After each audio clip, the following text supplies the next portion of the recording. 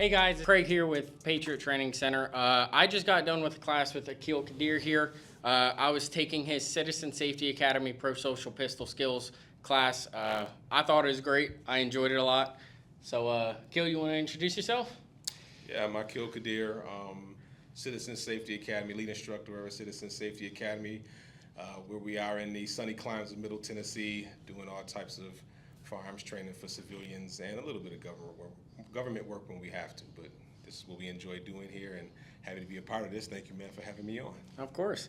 So this is just kind of an interview, guys, kind of an after-class interview, just kind of pick his brain a little bit. So the first thing is Pro Social Pistol Skills. That's a very unique name. It's very unique. So, like, how did that come about? Like, what's the meaning behind it? What is it?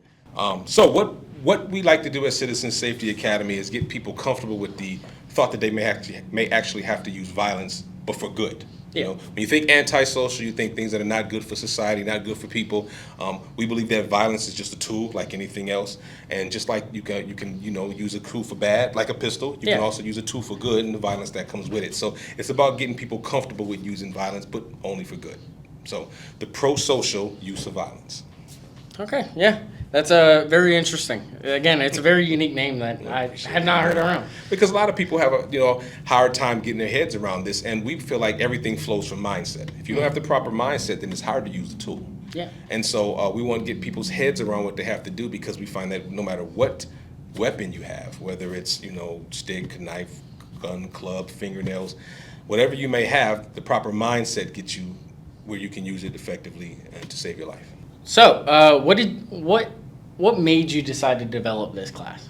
What was the thought process behind it? What we needed and what I wanted was what we call a gateway fighting pistol class, and it's loosely associated with my mentor Tom Givens. He has something called combative pistol. That's Tom Givens, a range master. He's my mentor and my employer. Actually, I'm on a range master staff.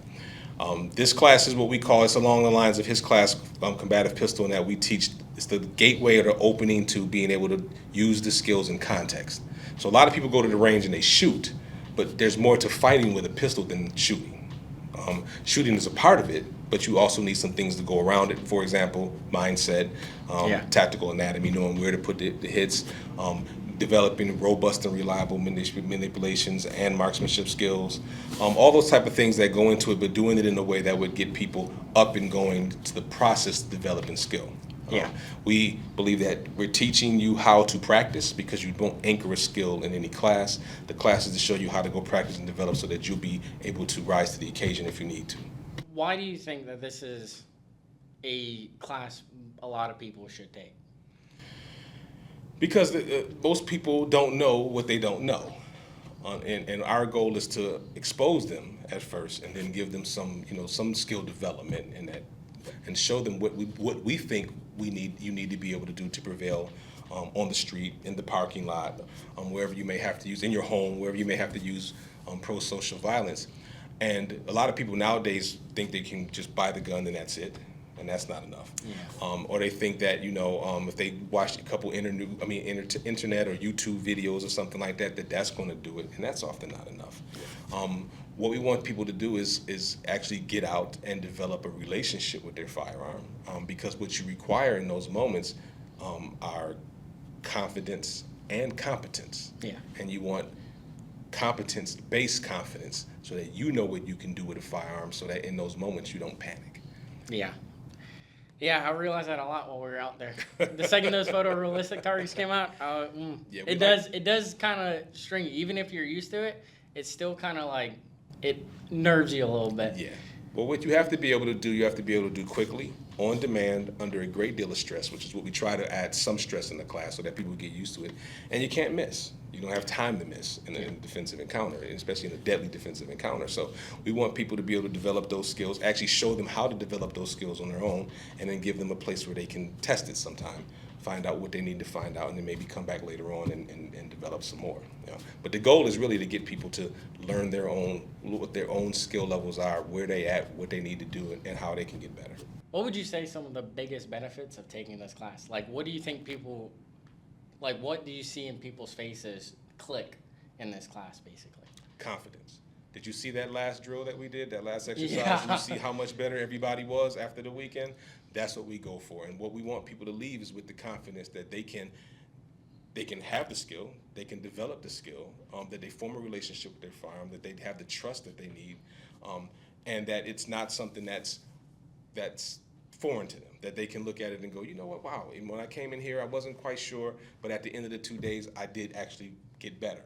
And we saw that quantifiably, from where we started at the beginning of 2 days to where we were at the end of the 2 days. A lot of improvement was done. And you saw across the board with everybody. Yeah, everybody's group shrank a lot at the end of the class.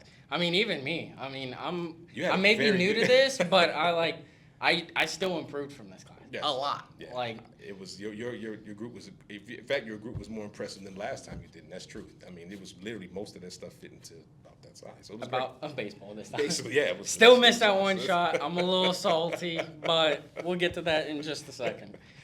So what kind of skill level do you think people should have before even coming to this class? Do you think there's any?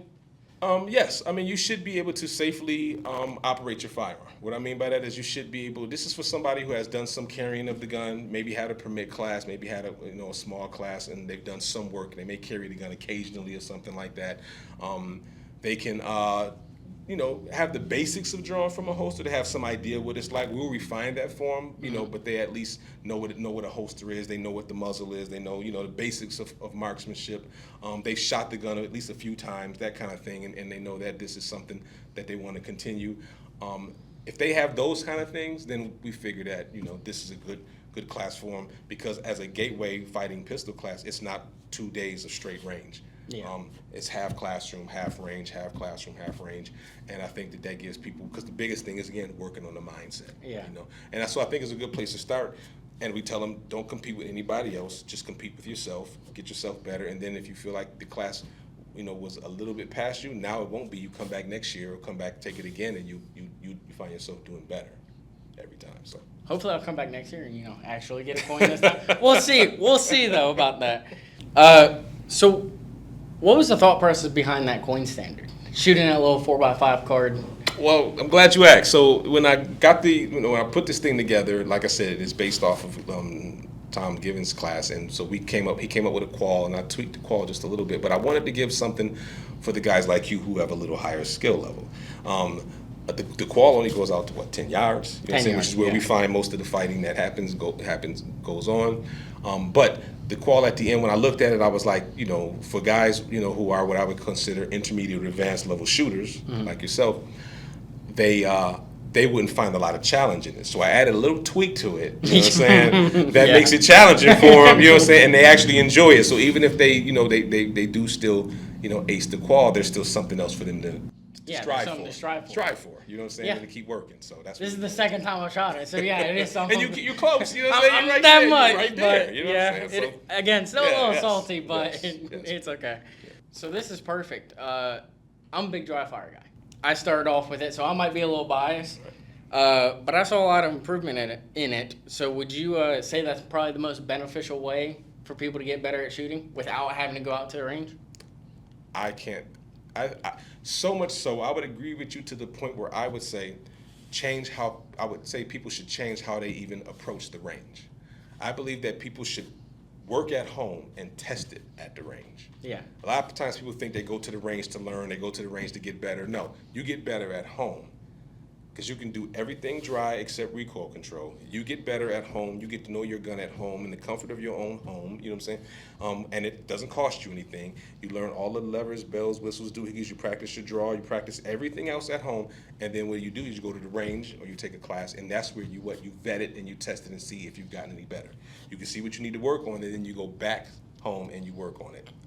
I can't express to you the importance of dry fire with gaining skill at this thing. I think that it's far too overlooked. It improves you quite a bit. I mean, I'm living proof that it can very quickly improve your skills. It's very consistent, and it works. It really does. A lot. I can't stress that enough. We can tell. A lot of times people will take a class and they don't get any better from one class to the next class, and most of it's because they haven't gone home and done the work. And they think, well, I can't get to the range. And I tell them, you can get much, much, much better without spending one dime or 1 hour at the range. Yeah. So I think people need to rethink their approach to that and really start reconsidering that you can get to learn your gun, know your gun, work with your gun and your holster and your gear. Before you even take it to a class or at range, you can do everything at home and figure out if it works there, and then go to the range and vet it. Yeah, it tests your gear too. Really It does. may not like be shooting, so you're not really testing the gun, but you're still like testing if your gear is working. Right.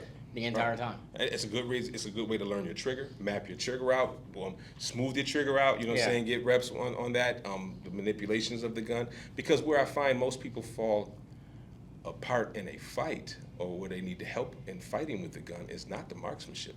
The marksmanship issues in most self-defense situations aren't that bad. It's the manipulations. It's getting the gun out between you and that guy.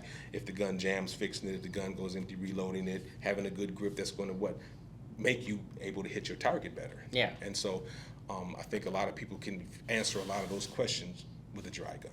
Oh yeah, for sure, 110%. So that kind of wraps up my questions. I mean, I don't really have much else. I think you answered everything pretty in-depthly. So where can people find you?